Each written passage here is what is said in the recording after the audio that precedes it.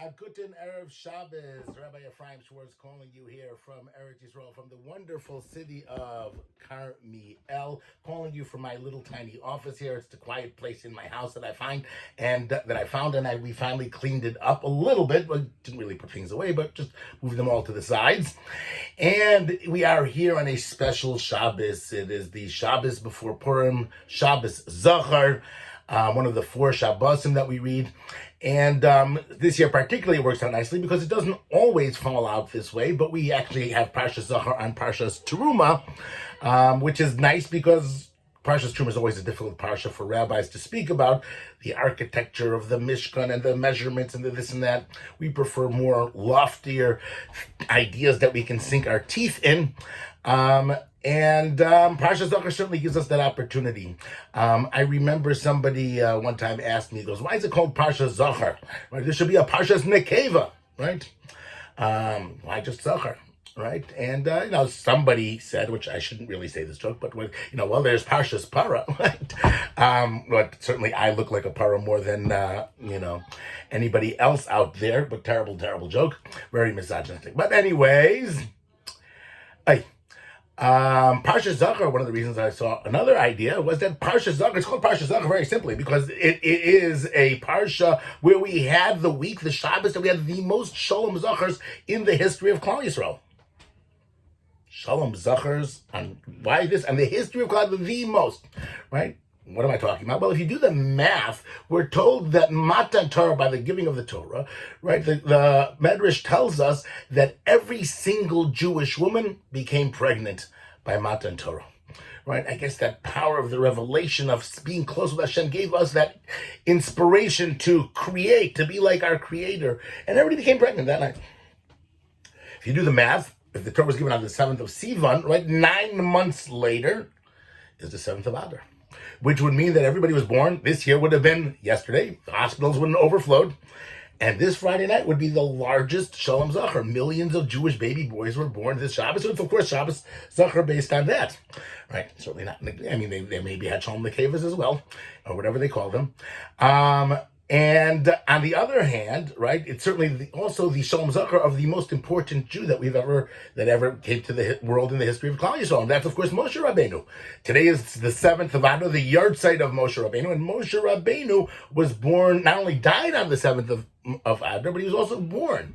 So therefore, this Friday night would have been the Shalom Zachor of Moshe Rabbeinu. Wow.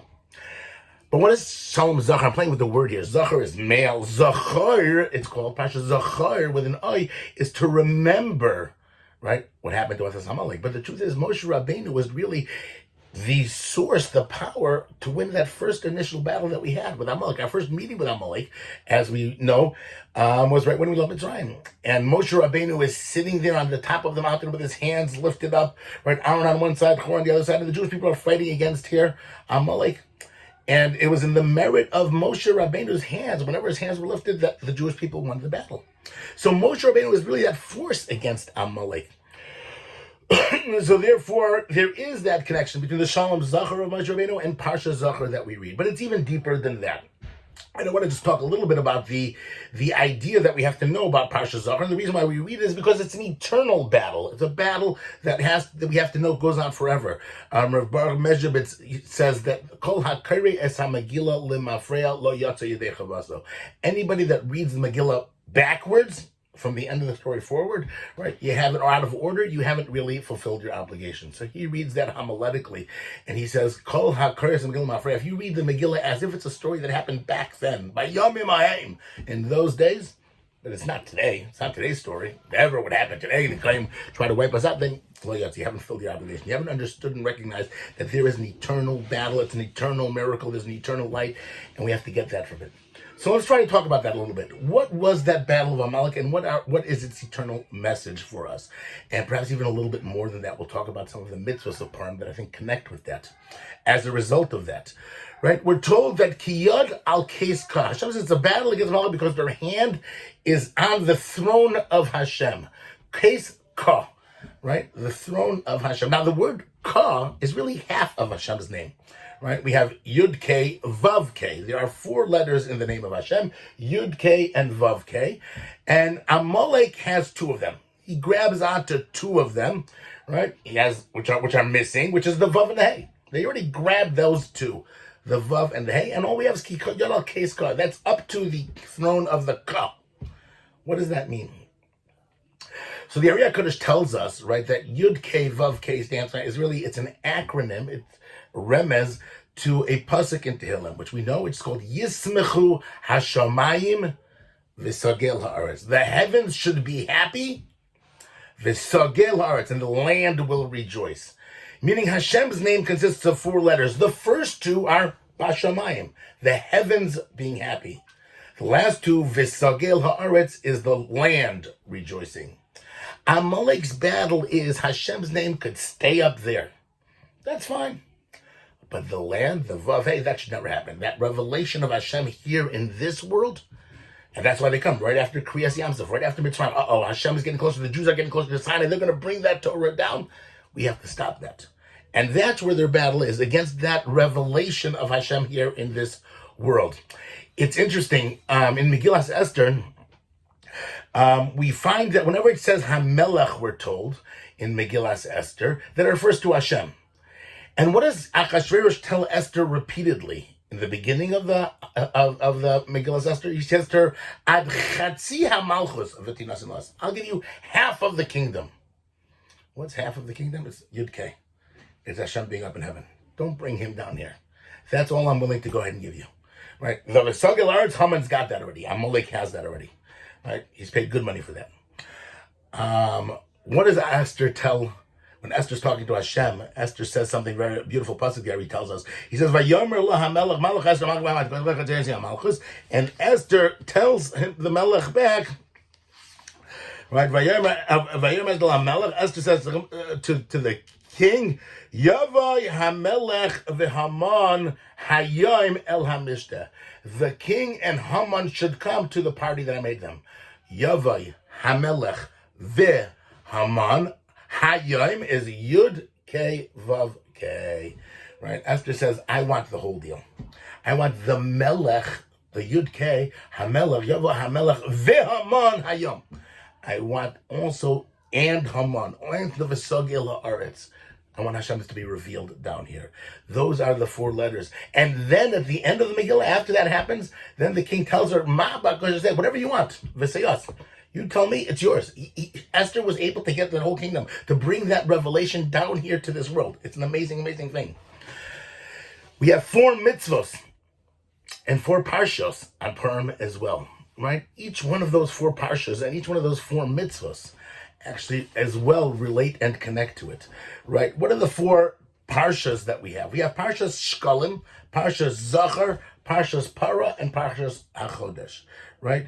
You know what Shkalim is? Shkalim is Yismechu Hashemayim. It's donating and preparing Hashem's house l'shamayim, right? L'shem Shamayim, to go ahead and to create Hashem. And that's what it's connected the Yismechu, the Yud, right? Hashemayim, right, is Parshas Zachor. We have to erase Amalek mitachas hashamayim, from underneath the heaven. We have to clear out this world. We're trying to bring Hashem down, and these are the 4 parshas that will bring him down. Once we did Parshas Shkalim, we already put the money together to get Hashem a house over here, making Hashem bring him down on this world, right? Yismechu is Sham, it's even Sham Chai is the letters of Yismechu, right? We're bringing Hashem down. And then Zachor, we already had and removed Amalek. We've cleared the ground. V'Sagel is Parshas Para. What is V'Sagel? Sagel is Tahara, purity, removing our blocks for Hashem. And that's the rejoicing. Megillah, we're going and removing all of that, right? And letting the spark of Hashem come down here. We're using a cow, the most physical thing, and that's going to bring us purity. V'Sagel Haaretz. And you know what the last thing is? Parshas HaChodesh.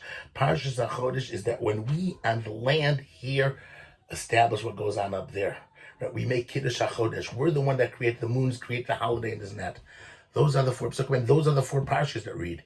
On Purim, we have 4 mitzvos. You know what the 4 mitzvos are? Seuda, Megillas Esther, Mishloach Manos, and Matanos LeEvyonim. Again, think about those 4 mitzvos. You know what a Seuda is? Seuda is us connecting with Hashem. Hashem rejoicing, sitting together, singing songs to Hashem. It's the Yismechu, right? Megillah You know what the Megillah is?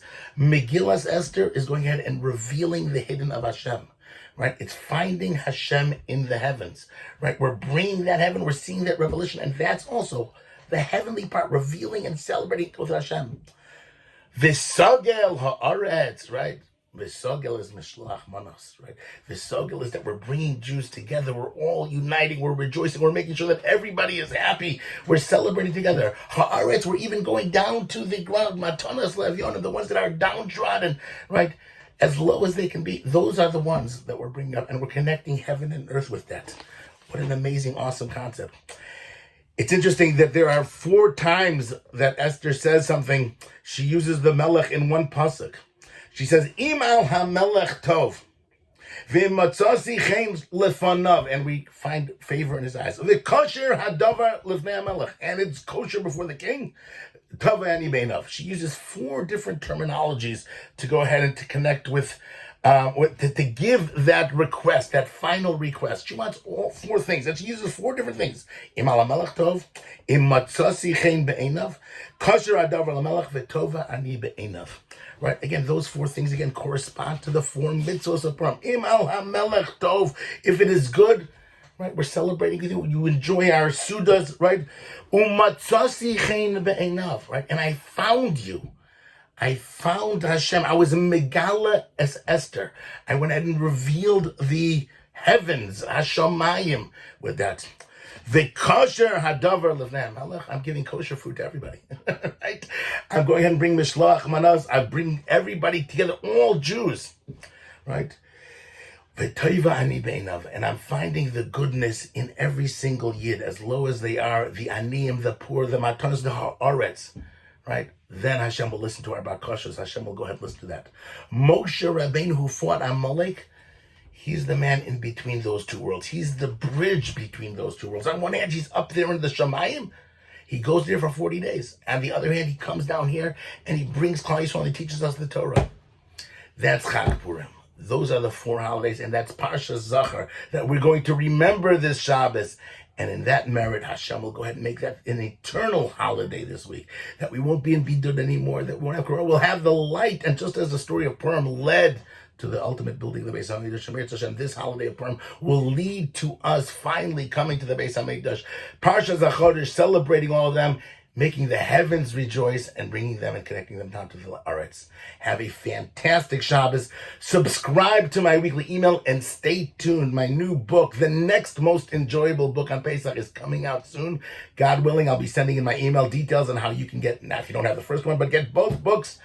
And looking forward to hearing from you again. Be well. Have a great Shabbos.